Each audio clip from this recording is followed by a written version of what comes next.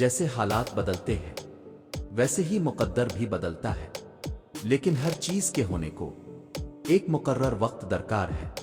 تمہیں پورا حق ہے ان خوابوں کے لیے لڑنے کا جن کی تدبیر تمہیں نے دیکھی ہے، کیونکہ جب اللہ تمہارے دل میں کسی چیز کا خیال پیدا کرتا ہے تو وہ چاہتا ہے کہ تم اسے مناؤ، اسے وہ چیز تمہیں دینے پر آمادہ کرو، بار بار جھولی پھیلاؤ، بار بار اسے پکارو تاکہ وہ کن فرما سکے اور تمہاری فرمائش پوری کر سکے۔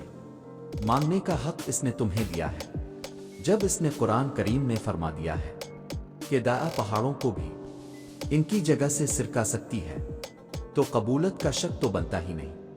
اللہ نے مقدر لکھنے کا اختیار تمہیں دیا ہے کہ چاہو تو دعا کا تسلسل بڑھا لو اور چاہو تو مایوس بیٹھ جاؤ۔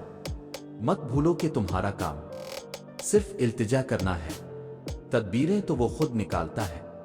جب وہ کسی کام کے ہونے کا سوچ لیتا ہے تو وہ اس کام کے مکمل ہونے کا اشارہ کر دیتا ہے۔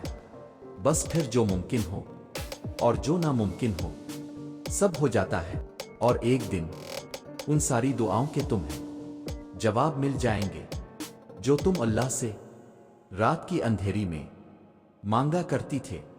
اور اللہ کبھی بھی اپنے در سے اپنے بندے کو مایوس نہیں ہونے دیتا۔ آپ کی ہر دعا اللہ تعالیٰ قبول کر لے گا انشاءاللہ۔